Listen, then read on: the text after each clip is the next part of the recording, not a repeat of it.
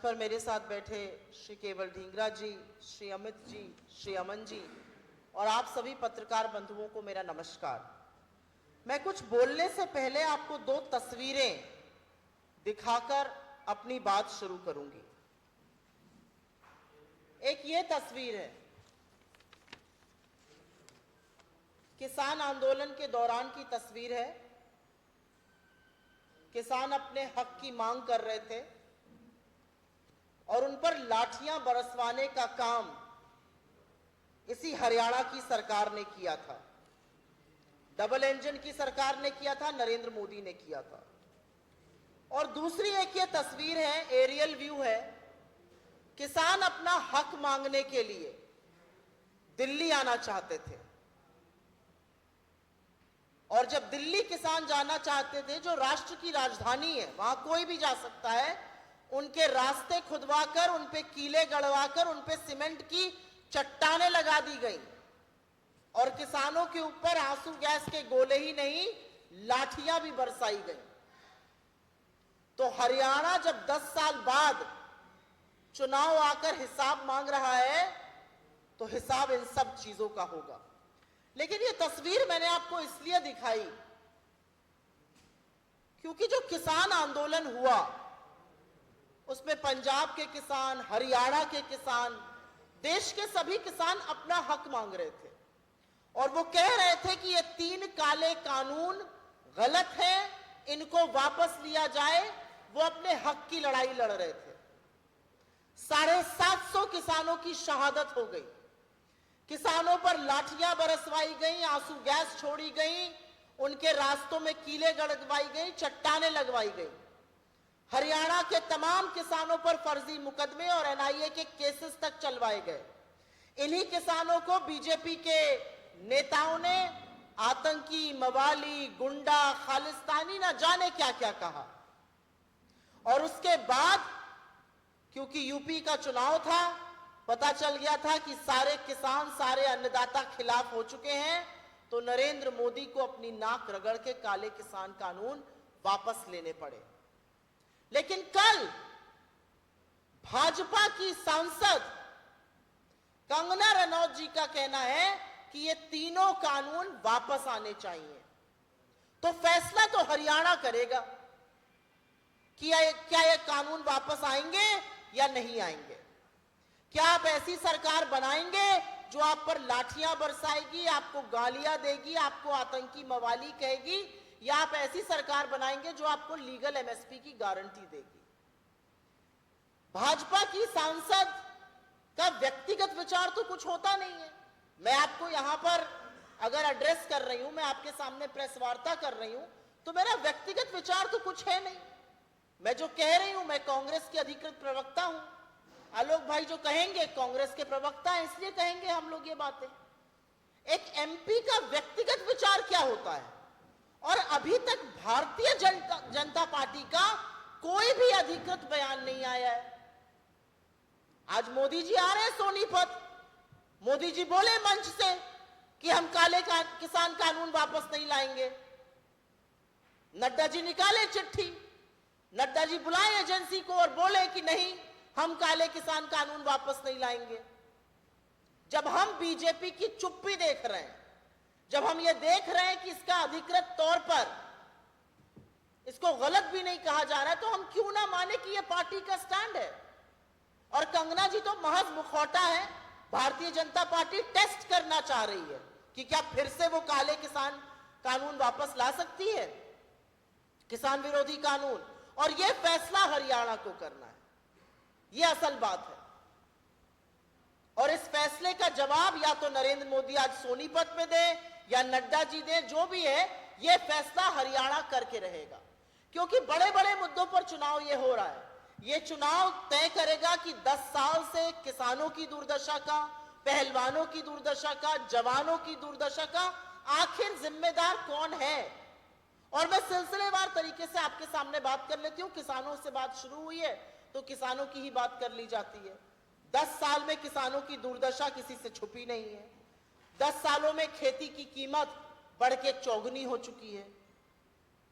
10 साल में legal MSP का वादा किया था, एमएसपी का झुंझुना पकड़ाकर किसानों की 750 किसानों की शहादत के बाद इस देश का प्रधानमंत्री कहता है कोई मेरे लिए थोड़ी मरे।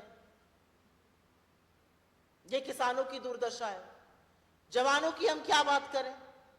जवानों को, जो जवान तपते हुए रेगिस्तान से लेकर हाड़ कांपती हुई सियाचिन की ठंड तक इस देश की सुरक्षा करता है, इस देश की रक्षा करता है, अपने प्राणों की बाजी लगा के काम करता है, उस जवान को आपने शहीद का उससे दर्जा भी छीन लिया, आर्मी में भी 2 फाड़ कर दिए। एक आर्मी का हिस्सा अग्निवीरों वाला, ना वहां कोई शहीद होगा, ना पेंशन मिलेगी, ना कोई और सहूलियत मिलेगी, वो 4 साल में रिटायर हो जाएगा 23 साल की उम्र में, और दूसरा वाला जो हिस्सा होगा वो अपने आप चलेगा।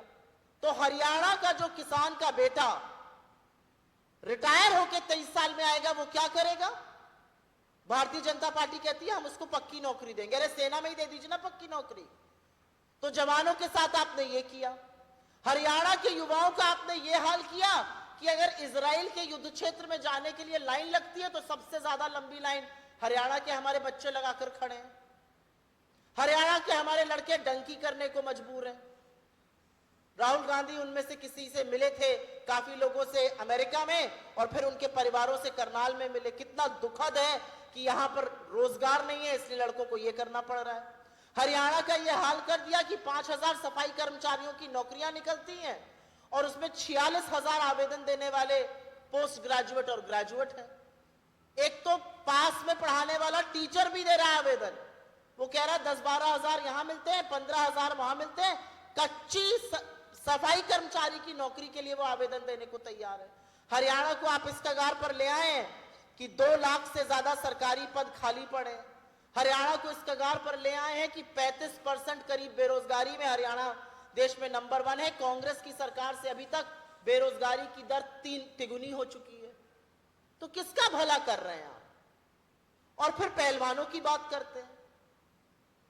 यही पहलवान जब मेडल लेकर आते हैं तो इनसे खूब हाथ मिलाया जाता है, इनका खूब मान बढ़ाया जाता है। और जब हमारे देश की सबसे होनहार बेटियां, जिन्होंने इस देश का मान बढ़ाया, हरियाणा की हमारी बेटियां, जब वो कहती हैं कि हमारे साथ ज्यादती हुई, हमारा यौन शोषण हुआ, हमारे साथ गलत हुआ, तो उन बेटियों पर आप अत्याचार करते हैं, उन बेटियों को सड़कों पर घसीटवाते हैं और बूटों तले रौंदवाते हैं। कोई नहीं भूला है कि साक्षी मलिक से लेकर विनेश फोगाट का आपने क्या हाल किया था। और हरियाणा चुन चुन कर अपनी बेटियों की अस्मिता पर जो प्रहार हुआ है उसका बदला लेगा। हरियाणा उभरा नहीं है उन दर्द से, और हरियाणा जरूर हिसाब करेगा, क्योंकि हरियाणा 10 साल का हिसाब मांग रहा है। 9.5 साल आप एक मुख्यमंत्री रखते हैं, जब सब चौपट हो जाता है तो आप मुख्यमंत्री बदल देते हैं, उप मुख्यमंत्री बदल देते हैं, भाजपा के अध्यक्ष को बदल देते हैं, तो 9.5 साल पर पुताई थोड़ी हो जाएगी। 10 साल की आपकी सरकार, और 10 साल की आपकी सरकार में जो अपराध बढ़े हैं, जो कानून व्यवस्था ध्वस्त हुई है, वो सबके सामने। राष्ट्र की राजधानी दिल्ली से 20 किलोमीटर दूर दिन दहाड़े गोली मारकर आर्यन मिश्रा की हत्या हो जाती है। न्यू और गुरुग्राम जैसी जगहें धू-धू करके बिल्कुल ध्वस्त कानून व्यवस्था में जल उठती हैं। ये किया आपने 10 साल में हरियाणा में। हरियाणा में 10 साल में आपने युवाओं का भविष्य इस कदर चौपट किया है कि ड्रग्स की प्रॉब्लम आज हरियाणा में पंजाब से ज्यादा है। अगर ड्रग ओवरडोज से मौत के मामले देखे जाएं तो हरियाणा पंजाब से आगे है। क्या बख्शा है आपने हरियाणा के लिए? हरियाणा में शिक्षा के पद खाली हैं, स्वास्थ्य विभाग में पद खाली हैं, तमाम सरकारी नौकरियां खाली हैं। क्यों खाली हैं ये पद? क्यों नहीं ये पद भरे जा रहे हैं?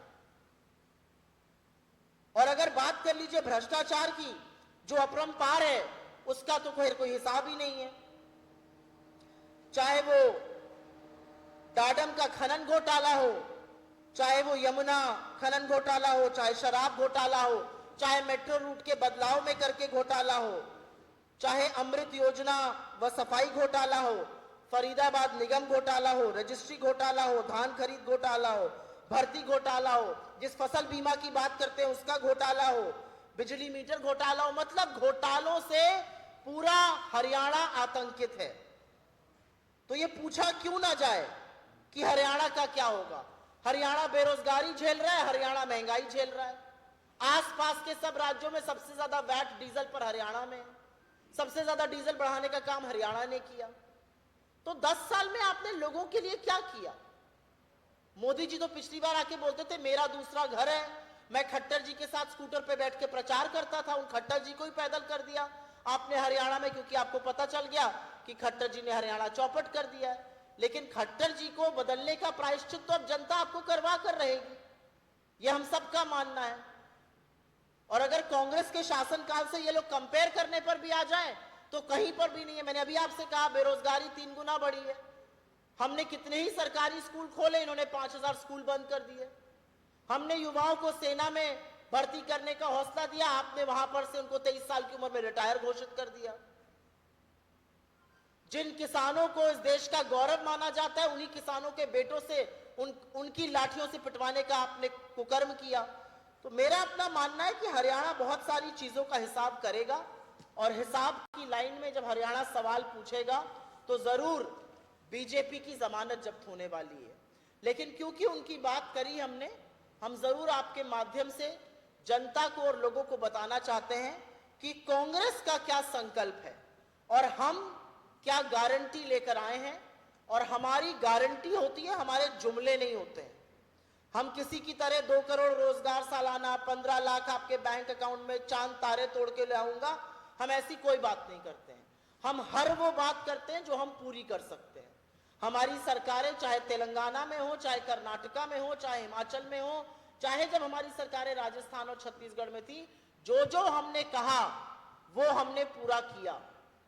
हमने अगर फ्री महिला की बस सेवा कही वो पूरी करी, हमने महिला के अकाउंट में पैसा डालने की बात पूरी करी, हमने तेलंगाना में रिकॉर्ड एमएसपी पे खरीद करी, छत्तीसगढ़ में करी थी, हमने चिरंजीवी योजना लागू करी, हमने ओपीएस लागू किया, हमने ये सब करके दिखाया है। और इसीलिए हमारा ट्रैक रिकॉर्ड है एक गवर्नेंस का।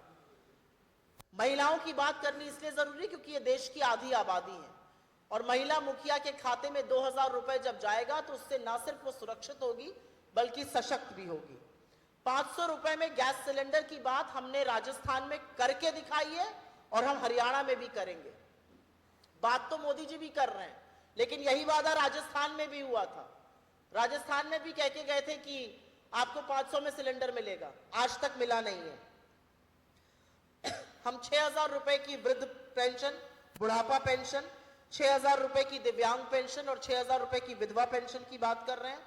हम ओपीएस को बहाल करेंगे, क्योंकि एनपीएस, यूपीएस और ओपीएस के डिबेट से भाजपा भले भागना चाहे, लेकिन कर्मचारियों का मानना है कि उनके लिए सबसे ज्यादा हितकारी ओपीएस है। हमने अपने राज्यों में, हिमाचल में, छत्तीसगढ़ में, राजस्थान में करके दिखाया है और हम दोबारा से करेंगे। यहां पर युवाओं के लिए जो हम 2 लाख पद खाली पड़े हैं उनकी जॉब कैलेंडर वाइज नियुक्ति की जाएगी।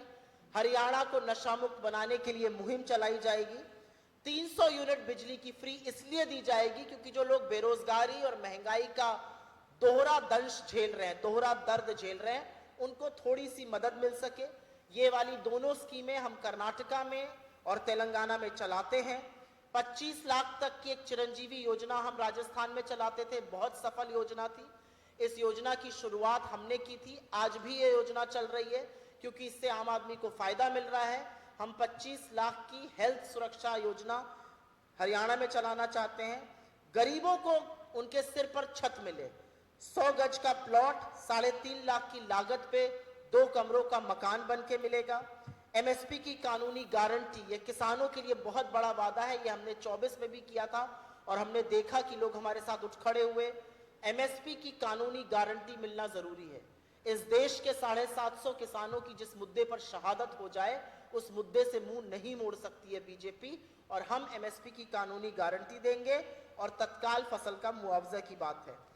जातिगत जनगणना, ये हमारी एक बड़ी मुहिम पूरे देश में है, जिससे कि दलितों, पिछड़ों, आदिवासियों, वंचितों, शोषित समाज को उनका हक मिल सके, हमें पता चल सके कि कहां पर क्या कमी है और किस हिसाब से नीति निर्माण होना चाहिए। जातिगत जनगणना की बात है। और क्रीमी लेयर की सीमा 10 लाख रुपए की जाएगी। ये हमारी बड़ी गारंटी, बड़े वादे हैं हरियाणा के लिए। हमारा अपना मानना है कि हरियाणा इस देश की राजनीति में, इस देश के सामाजिक तौर पर एक केंद्र बिंदु है। हरियाणा इस देश की दिशा और दशा कई बार तय कर चुका है। हरियाणा ने 2 बार बीजेपी को मौका देकर देखा और दोनों बार निराशा ही हाथ लगी है और हरियाणा परिवर्तन का मन बना चुका है। कांग्रेस में, कांग्रेस के नेतृत्व में, हमारी यहाँ की लीडरशिप में, राहुल गांधी जी में, खड़गे जी में लोगों का विश्वास है, क्योंकि एक ये आशा और एक ये उम्मीद है कि ये लोग जो कहते हैं वो करते जरूर हैं। आपके सवालों का स्वागत है।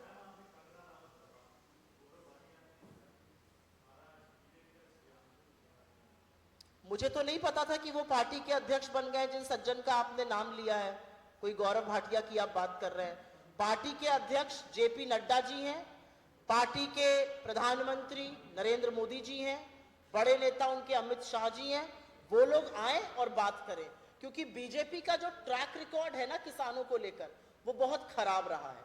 अगर कोई ऐसे ही कह देता तो शायद हम इस मुद्दे को ना उठाते, लेकिन बीजेपी का जो ट्रैक रिकॉर्ड रहा है, बीजेपी का किसानों के प्रति जो उनकी नफरत है, बीजेपी के लोगों ने ऐसे ही प्रेस वार्ता कर ऐसे ही टीवी डिबेट पर मेरे और आलोक जी के सामने ये हिम्मत करी किसानों को गुंडा, मवाली, आतंकी, खालिस्तानी कहने की। बीजेपी ने ये हिम्मत करी कि इस देश के अन्नदाताओं को कभी नहीं पीटा गया था, उनका सिर फोड़ा गया, उनके ऊपर लाठियां बरसाई गई, उनके आंसू गैस के गोले बरसाए गए।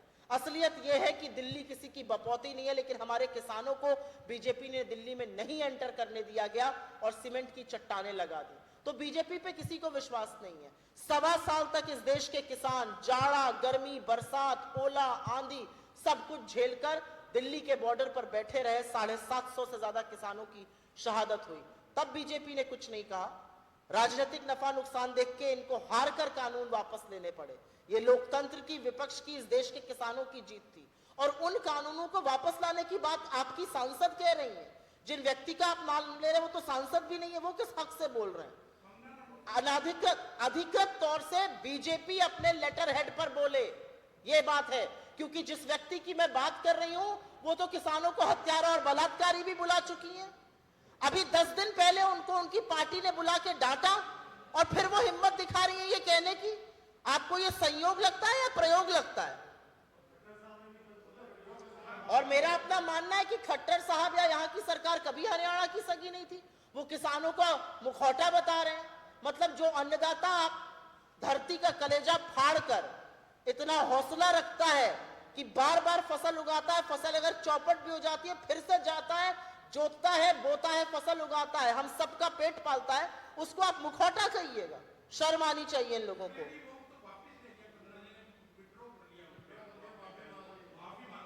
बहुत बड़ा प्रयोग है।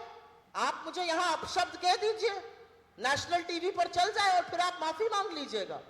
आप कोई बीजेपी की छोटी सी पदाधिकारी तो है नहीं, या बहुत दूर दराज की कहीं कोई कार्यकर्ता तो है नहीं। बीजेपी की चुनी हुई सांसद है, 240 में से एक है। उनकी बातों का इतना तवज्जो दिया जाता है। जब वो राहुल गांधी या कांग्रेस के खिलाफ कुछ कहती हैं, आप सब लोग छापते हैं, बातों को चलाते हैं। तो मुझे आप बताइए उनके इस बयान का क्या मतलब है और वापस लेने का क्या मतलब है? वापस लेना क्या होता है?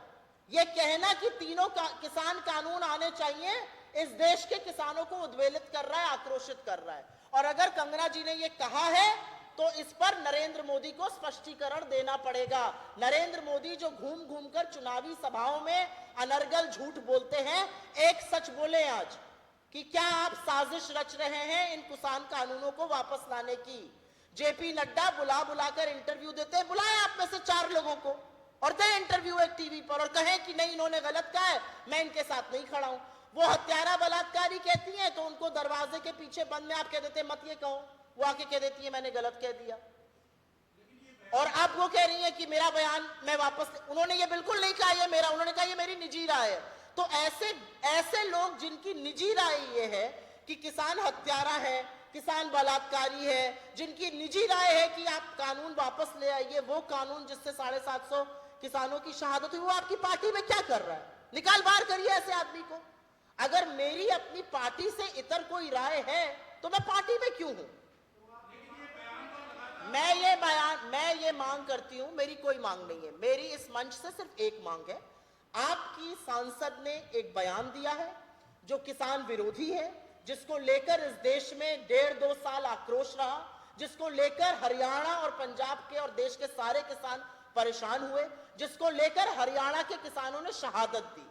आज जब चुनाव के मुहाने पर हरियाणा खड़ा है, अगर बीजेपी की सांसद ऐसी बात बोलती हैं तो इस पर स्पष्टीकरण बीजेपी की लीडरशिप से आएगा।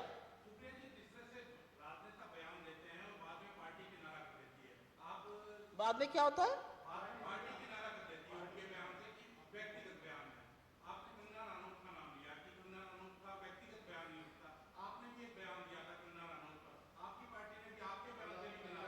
नहीं, आपको शायद पता नहीं है, आपको, क्योंकि मैं विषयांतर नहीं होना चाहती हूं, लेकिन आपको शायद पूरी जानकारी नहीं है। आपको बता देती हूं, क्योंकि यही बात मैंने दिल्ली पुलिस और इलेक्शन कमीशन को भी बताई थी और उसी के बाद ये मामला क्लोज हुआ था। आपकी जानकारी में कमी है, आपको मैं बता देती हूं। मेरे नाम से पैरोडी अकाउंट कुछ लोग चलाते थे जो बीजेपी के थे, क्योंकि वो पैरोडी अकाउंट का मुझे पता नहीं था। उस पर एक पोस्ट पड़ी, एक लड़के ने वो पोस्ट वहां से गलती से कॉपी करके मेरे इंस्टाग्राम पर डाल दी थी। जैसे ही मुझे पता चला, मैंने खेद व्यक्त किया, उसको डिलीट किया, मेल लिखा मेटा को भी, मेल लिखा ट्विटर को भी इसके ऊपर, और सार्वजनिक रूप से सबसे पहले आके 6 मिनट के अंदर वीडियो करके कहा ऐसा ऐसा हुआ है, तफ्तीश कराई, उस लड़के को नौकरी से निकाला। मैंने ये कदम उठाया। बीजेपी निकाले ना नौकरी से किसी को? नहीं, कोई किनारा नहीं किया था पार्टी ने। आप विषयांतर हो रहे हैं। नहीं, बिल्कुल पार्टी ने कहीं किनारा नहीं किया था। पार्टी का एक एक कार्यकर्ता सुप्रिया जी के साथ खड़ा रहा था। नहीं, आपको पार्टी ने ये नहीं कहा कि वो उनका व्यक्तिगत बयान है। पार्टी ने पूरी तरह से डिफेंड किया था कि इस तरह की घटना हुई। और मेरा व्यक्तिगत, एक मिनट रुक जाइए, आपकी और मेरी, आप मेरी बात है तो समझ नहीं पाए हैं। अंतर है मेरे बयान में, मैंने दिया ही नहीं था ये बयान, किसी और ने गलती से किया जिसका खामियाजा मुझे भुगतना पड़ा। मैंने ये बयान नहीं दिया था। जो बोल रही है वो बीजेपी की सांसद है। वो, आप लोग इन दो चीजों को कंपेयर कैसे कर रहे हैं, मैं ये सुन के हतप्रभ हूं। नहीं, आप मेरी बात सुनिए। ये डिबेट नहीं है सर, ये कोई डिबेट का विषय नहीं है। आप, ये प्रेस वार्ता है। जो दो चीजें हुई वो अलग है, आप गलत चीजों को कंपेयर कर रहे हैं। मेरी पार्टी, एक मिनट, मेरी पार्टी इसलिए किनारा नहीं करेगी क्योंकि मैंने ये ना व्यक्तिगत बयान दिया था, जिससे गलती हुई उसके एवज में मैंने खेद व्यक्त किया। यहां पर महिला ने वीडियो पर बयान दिया है और वीडियो पे अब आके कह रही है कि मैं अपनी पार्टी के साथ हूं, ये मेरी राय है। आपकी अगर ऐसी राय तो आप क्यों ऐसी राय रख रहे हैं? जी गुप्ता जी, एक one by one. Gupta ji. Yogeshwar Dutt जी। हाँ,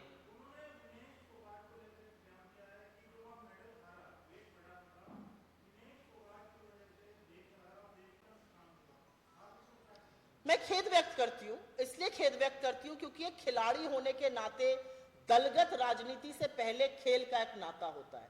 एक खिलाड़ी होने के नाते खेल और जिस रिंग में आप एक साथ खेले हैं उसका नाता होता है। वो इतनी क्षुद्र बात करेंगे मुझे नहीं लगता था। मेरे मन में उनका सम्मान था। क्या हुआ, वो बीजेपी के नेता योगेश्वर दत्त जी जिनकी आप बात कर रहे हैं। लेकिन एक खिलाड़ी के लिए कहना, मुझे ऐसा लगता है जिस दिन विनेश हारी, जिस दिन विनेश का वो मेडल गया जिसकी वो हकदार थी, मुझे नहीं लगता सिर्फ विनेश जी का दिल टूटा था। मुझे लगता है इस कमरे में बैठे हुए हर व्यक्ति का दिल टूटा था। जितना दुख उनको हुआ था, शायद उससे ज्यादा दुख हम सबको हुआ था। हम सबकी उम्मीद थी वो गोल्ड मेडल लाना, और इतने पास जाकर जो उनके साथ हुआ वो गलत हुआ। हमारी सबकी उम्मीद थी, हमारी सबकी आशा थी कि वो होता, और उसके बाद एक खिलाड़ी पर इस तरह की फप्तियां कसना, मुझे ऐसा लगता है आप खेल को शर्मिंदा करते हैं। जिस खेल को आपने एक ऊंचाई तक पहुंचाया उसको आप शर्मिंदा कहते हैं। राजनीति अपनी जगह है, लेकिन राजनीति में इस तरह की बयानबाजी एक खिलाड़ी के खिलाफ नहीं करनी चाहिए। विनेश ने इस देश का बहुत मान बढ़ाया है। आपका उनसे राजनीतिक प्रतिद्वंदिता हो सकती है, आपकी उनसे राजनीतिक असहमति हो सकती है, लेकिन आप ये याद रखिए कि आप भी खिलाड़ी हैं और वो भी खिलाड़ी हैं।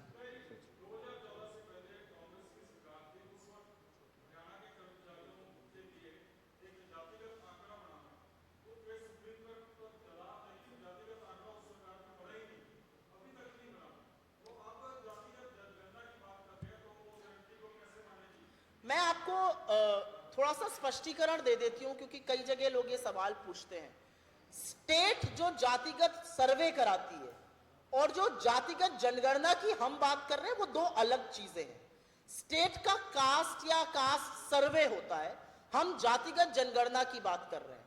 हम सिर्फ ये नहीं पूछ रहे कि आपकी जाति क्या है, हम ये भी पूछ रहे हैं आपकी आय क्या है, हम ये भी पूछ रहे हैं आपकी इंस्टीट्यूशंस में, पॉलिटिक्स में, मीडिया में, ब्यूरोक्रेसी में, हेल्थ सेक्टर में या तमाम जगहों पर क्या हिस्सेदारी है। जिससे पता तो चले कि इस देश के दलितों, आदिवासियों, पिछड़े वर्ग के और गरीब सामान्य वर्ग के पास भी कितने लोगों के पास इस देश का संसाधन है। इस देश में संसाधन कुछ ही लोगों के हाथ में सीमित है और वो अधिकांश लोग जो हैं वो बहुजन समाज से नहीं आते हैं, उसमें गरीब वर्ग के भी लोग हैं, सामान्य कास्ट के। इसलिए हम जातिगत जनगणना की बात करते हैं। जातिगत जनगणना इस देश में इसलिए जरूरी है क्योंकि आजादी के जब हम 78 साल मनाते हैं और अगर अपराध की दर लगातार दलितों के खिलाफ बढ़ेगी तो जातिगत जनगणना होनी पड़ेगी। जातिगत जनगणना इसलिए होनी पड़ेगी क्योंकि बिहार के नवादा में एक पूरा गांव जला दिया जाता है। जातिगत जनगणना इसलिए होनी पड़ेगी क्योंकि मध्य प्रदेश में एक आदिवासी के सिर पर बीजेपी का नेता पेशाब करता है, इसलिए जातिगत जनगणना जरूरी है।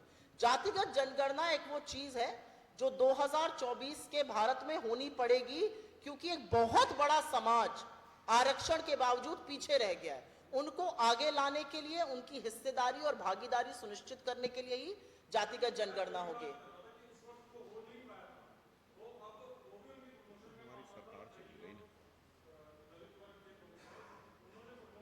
देखिए, ऐसा जब आप जिस साल की बात करें उस समय तो हमारी केंद्र में भी सरकार चली गई थी और हरियाणा में भी चली गई थी।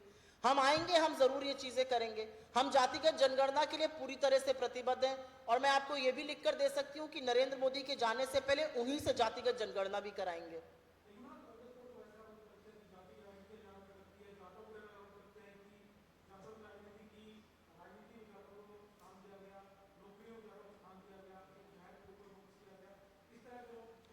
मैं इन आरोपों का इसलिए खंडन करती हूं कि अगर आप हरियाणा की ही हमारी लीडरशिप को देख लीजिए तो उसमें हर वर्ग के लोग हैं। अगर हमारी नेशनल लीडरशिप को ही देख लीजिए उसमें हर वर्ग के लोग हैं। मुझे बहुत फक्र है और मुझे बहुत गर्व है इस बात का कि कांग्रेस पार्टी के चुने हुए राष्ट्रीय अध्यक्ष एक शोषित, वंचित दलित हैं। वो समाज से आते हैं जिस समाज को राजनीतिक भागीदारी मिली ही नहीं। मुझे बहुत फक्र है इस बात का। मुझे बहुत फक्र है इस बात का कि हरियाणा की भी हमारी लीडरशिप 36 जातियों की है। हमारी लीडरशिप एक वर्ग, एक उसकी नहीं है। देखिए, ये जो आरोप जिसकी आप बात कर रहे हैं, ये आरोप बीजेपी लगाती है। अगर बीजेपी इतने ही आरोप लगाती और उनके सारे आरोप सिद्ध हो जाते तो चुनाव के जस्ट पहले आपको अपना मुख्यमंत्री, आपको अपना उप मुख्यमंत्री, आपको अपना अध्यक्ष तो नहीं बदलना पड़ता। आपको ये सब क्यों करना पड़ा? क्योंकि आपको पता है कि जनता आपको नकार रही है और जनता बहुत समझदार है। हम में से किसी को भी ये नहीं समझना चाहिए कि जनता हमारा सच नहीं जानती। जनता सब जानती है। जनता जानती थी कि आपके 400 पार का नारा ताशे बाजे के साथ जो आप ला रहे हैं, आप संविधान बदलिएगा, जनता ने आपको लाकर 240 पे पटक दिया। जनता जानती है कि ये जो पैबंद लगाने का आपने काम किया है लोगों को बदल के 6 महीने पहले, इससे कोई फायदा नहीं है। जनता जानती है कि जो व्यक्ति 9.5 साल आपका मुख्यमंत्री था, आज आपके पोस्टर, आपके बैनर, आपके मंच पर नहीं है। जनता सब समझती है और जनता हिसाब करेगी। एक एक करके कर लेते हैं। किसने? हाँ हाँ,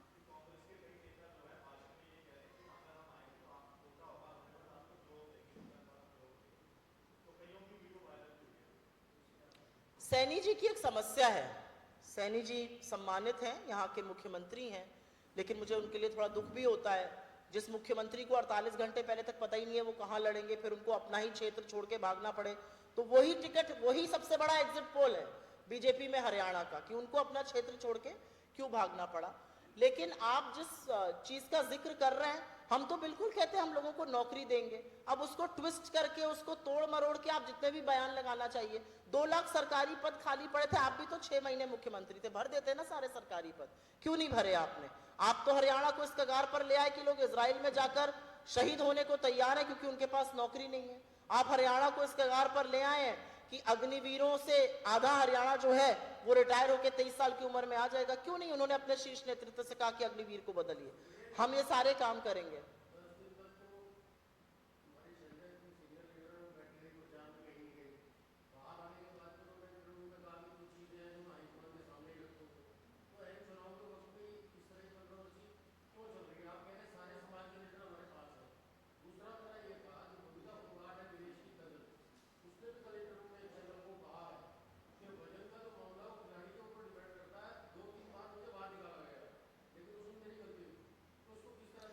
मैं आपके दोनों सवालों का जवाब दूंगी। पहले जो आपका पहला सवाल था उस पर बोलूंगी। मुझे लगता है कि शैलजा जी जैसी सशक्त और सक्षम नेत्री ने जब ये कह दिया, और ये बहुत बड़ी बात होती है कहना किसी राजनेता के लिए, कि मैं अपने पिता की तरह कांग्रेस के तिरंगे में लिपट कर जाऊंगी, मेरी रगों में कांग्रेस का खून है, मुझे नहीं लगता उसके बाद कोई नुक्ताचीनी या उसके बाद कोई जरूरत है।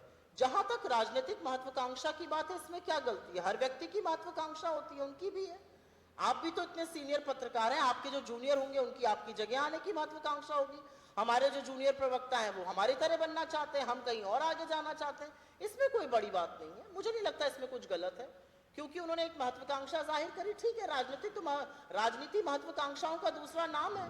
हमारी पार्टी में तो इतनी डेमोक्रेसी है कि शैलजा जी ने ये कहा, उन्होंने अपनी बात रखी, उनकी बात सुनी गई। मुझे नहीं पता आप लोगों ने कल देखा कि नहीं, कल उनका जन्मदिन था, वो खरगे जी से मिली, खरगे जी ने उनको केक भी खिलाया। हम तो सबको स्नेह और प्यार से रखते हैं, और हमारा इसीलिए कांग्रेस जो है इस देश का प्रतिबिंब है। मुझे नहीं लगता इसमें को, और मुझे लगता है इस पर 2-3 दिन से आलोक जी और बाकी सारे नेता बोल चुके हैं, तो मैं इसको जबरदस्ती क्यों, मुझे जो शैलजा जी ने जो शब्द कह दिया उसके आगे फिर बोलने का कोई मतलब ही नहीं है। उसमें कोई बात नहीं। उन्होंने क्या बोला? उन्होंने बोला कि हम 3 हैं, एक और चेहरा है, कौन सी बड़ी बात है?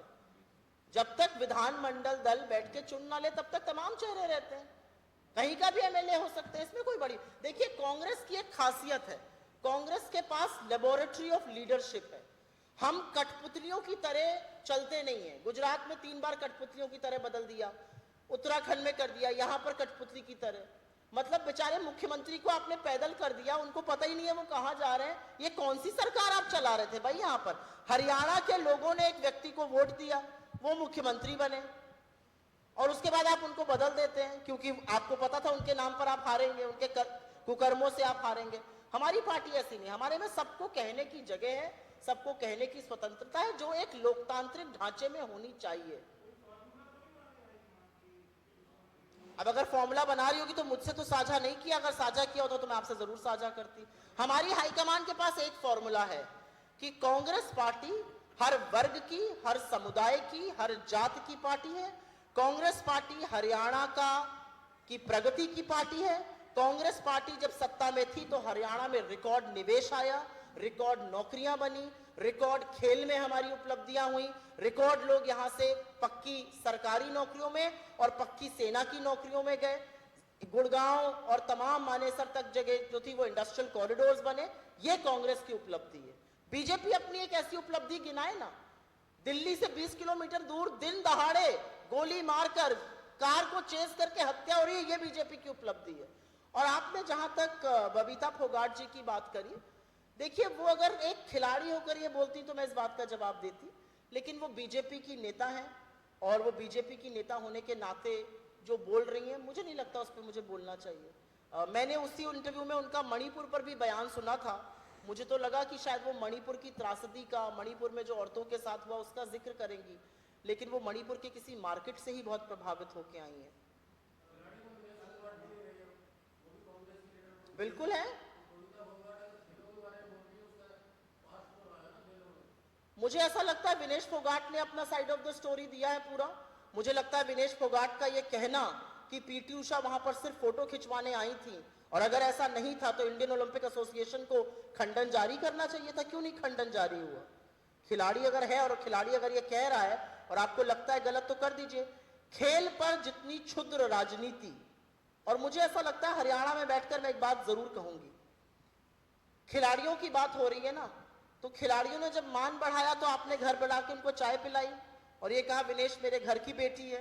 ये नरेंद्र मोदी जी के शब्द है, मेरे तो नहीं है। और उसी विनेश ने 1.5 महीने तक खुले आसमान के नीचे बैठकर जब न्याय मांगा तो उसकी एफआईआर भी आपने दर्ज नहीं करी। एफआईआर अमित शाह की दिल्ली पुलिस ने तब करी जब सुप्रीम कोर्ट का ऑर्डर आया। आप आजादी का जश्न मना रहे थे और बेटियों को आप सड़कों पे रौंदा रहे थे। क्या यह देश आपको ठीक लगता है? क्या आपको लगता है खिलाड़ी का यह सम्मान होना चाहिए था? और अगर 100 ग्राम का दिक्कत नहीं आई हुई होती और अगर सारे तंत्र ने उसका साथ दिया होता तो विनेश तो गोल्ड लेकर लौटती। फिर क्या करते? जी एक minute. I will answer your question. हाँ? खट्टर का बयान।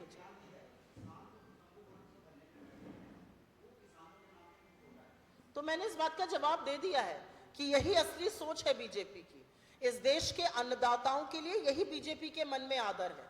इस देश के उन लोगों के लिए जो सरकार से अपने हक की मांग करते हैं, सवाल उठाते हैं, वो बेरोजगार जो परीक्षा लीक होने पर पूछते हैं सवाल, वो बेरोजगार जो गाजर मूली की तरह से गाड़ियों में भर के जाते हैं, परीक्षा लीक हो जाती है, सरकार से सवाल पूछता है, उसको पिटवाया जाता है, उनको जेलों में भराया जाता है। ये आदर है।